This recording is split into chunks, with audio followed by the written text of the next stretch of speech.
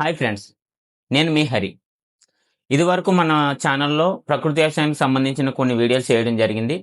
అలాగే ఈరోజు కూడా ఈ వీడియో ద్వారా కూడా ప్రకృతి వ్యవసాయానికి సంబంధించినటువంటి ఒక ముఖ్యమైన సమాచారం గురించి మీ ముందుకు రావడం జరిగింది.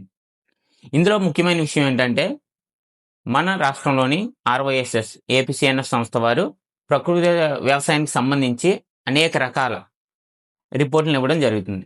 సో దాని ఆధారంగా మన జిల్లాలోని ఏ గ్రామాల్లో ఎంతమంది రైతులు ప్రకృతి వ్యవసాయం చేస్తున్నారు అనే విషయం గురించి నేను ఆర్టీఐ వేయడం జరిగింది. దాని ద్వారా సమాచారం తీసుకోవడం జరిగింది.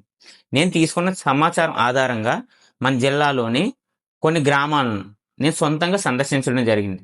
అలాగే నేను సందర్శించినటువంటి గ్రామాలలో అగ్రికల్చర్ అసిస్టెంట్లు మరియు హార్టికల్చర్ అసిస్టెంట్లను కలిసి, అలాగే అక్కడ లోకల్లోని రైతులను కలిసి ఇక్కడ వ్యవసాయ పరిస్థితులు ఏంటనేది తెలుసుకోవడం జరిగింది. ఆ క్రమంలోనే నేను తెలుసుకున్న ఒక భయంకరమైన నిజం ఏమిటంటే, ప్రకృతి వ్యవసాయం అనేది గ్రామాల్లో ఎక్కడా జరగట్లేదు. కానీ జరుగుతున్నట్టుగా ఆయా రైతుల్లో ఫోన్ నెంబర్స్, ఆధార్ నెంబర్స్ ఆధారంగా ఆర్వైఎస్ఎస్ సంస్థ వారు రిపోర్టులను ఇస్తున్నారు. సో దీనివల్ల ఎటువంటి ఇబ్బంది లేదు ప్రస్తుతానికైతే.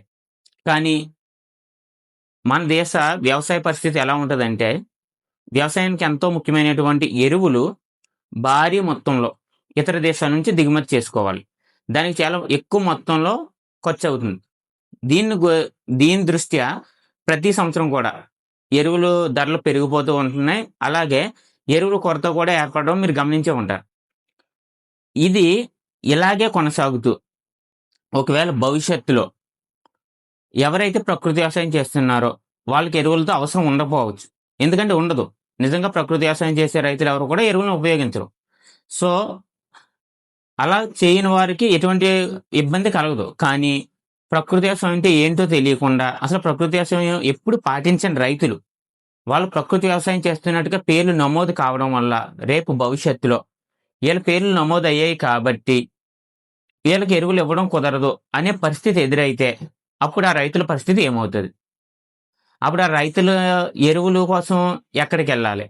లేదు, అప్పుడు ఆ ఎరువులు ఏమి తీసుకోకుండా ఏ పద్ధతిలోని వ్యవసాయం చేసి వాళ్ళు దిగుబడి సాధించగలరు?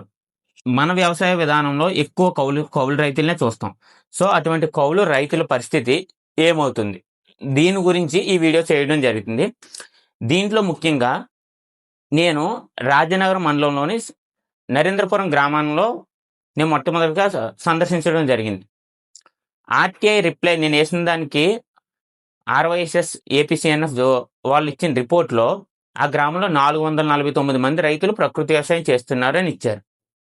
సో నిజంగా మంచిదే ప్రకృతి వ్యవసాయం అంతమంది చేయడం ఆ గ్రామంలో, ఎందుకంటే గ్రామం ఎంతో సస్యశ్యామలం అవుతుంది.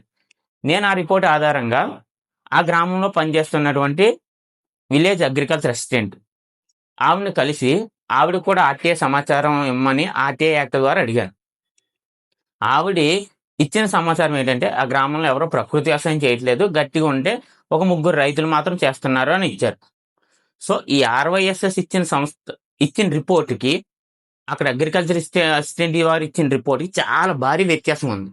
ఈ భారీ వ్యత్యాసంలో నేను ఒకవేళ అసిస్టెంట్ గారికి తెలియదేమనుకుని లోకల్లోని కొంతమంది రైతులను, అలాగే మామూలుగా కుర్రాళ్ళను వాళ్ళందరినీ కూడా అడగడం జరిగింది. వాళ్ళందరూ చెప్పిన సమాధానం అదే, ప్రకృతి వ్యవసాయం ఎవరు చేయరండి, గట్టిగా చేస్తే ఒక 2-3 చేస్తారు, ఈ విధంగానే మాట్లాడారు. సో ఇంత భారీ మొత్తంలో ఇంత దారుణమైన వ్యత్యాసం పెట్టి అన్ని ఫిగర్స్ ఎలా ఇస్తున్నారు?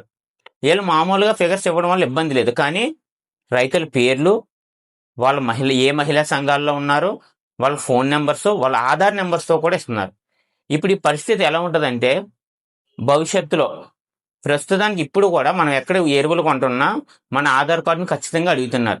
అది రైతులందరికీ తెలుసు. భవిష్యత్తులో ఇలా ఆధార్ కార్డు చూపించి వీళ్ళు ప్రకృతి వ్యవసాయంలో నమోదయ్యారు కాబట్టి వీళ్ళకి ఎరువులు ఇవ్వడం కుదరదు అనే కారణం చూపిస్తే అప్పుడు ఈ రైతులందరి పరిస్థితి ఏమిటి? నేను నరేంద్రపురం గ్రామ ప్రజలకు చెప్పేది ఏమిటంటే, ఆ గ్రామంలో మరి ముఖ్యంగా రైతులకు, రైతు కుటుంబాలకు సంబంధించినటువంటి యువకులకు అందరికీ చెప్పేది ఏమిటంటే, ప్రకృతి వ్యవసాయ సిబ్బంది మీ గ్రామంలో ఉంటారు, లేదా మీ గ్రామంలోనే పక్క గ్రామాల నుండి వచ్చి పనిచేసేవారు ఉంటారు. వారిని అడగండి, మా పేరు లేదా మా నాన్నగారి పేరు ప్రకృతి వ్యవసాయం చేస్తున్న మీ లిస్టులో నమోదయ్యిందా అని అడగండి. ఒకవేళ అలా అయ్యింది అన్నారనుకోండి, మీకు ఇష్టమైతే అందులో నమోదు చేసుకొనే ఉంచుకోండి. లేదు అంటే మాత్రం మీ పేరుని తొలగించమని అడగండి.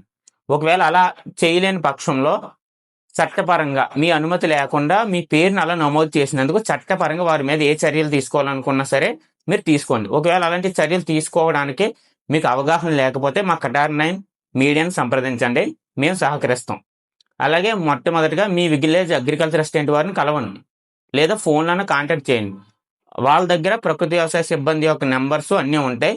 వాళ్ళని అడగండి. ఈ వీడియో ఈ నరేంద్రపురం గ్రామానికే సంబంధించింది మాత్రమే కాదు, మన జిల్లాలోని నేను సందర్శించినటువంటి ప్రతి గ్రామానికి సంబంధించిన వీడియో కూడా నేను చేస్తాను.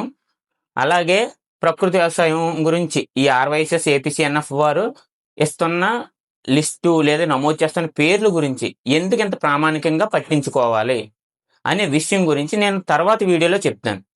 ఎందుకు ఈ సంస్థ ఇస్తున్నటువంటి మనం ముఖ్యంగా దీన్ని గవర్నమెంట్ నమోదు చేస్తుందా, పట్టించుకుంటుందా అనే విషయాల గురించి నేను నెక్స్ట్ వీడియోలో చెప్తాను. అప్పటి వరకు మీరు మాతో కొనసాగండి. అలాగే మీకు ఈ వీడియో నచ్చినట్లయితే మా వీడియోని లైక్ చేయండి, షేర్ చేయండి. రైతుల కోసం మీ వంతు సహకారం చేయండి. Thank you all.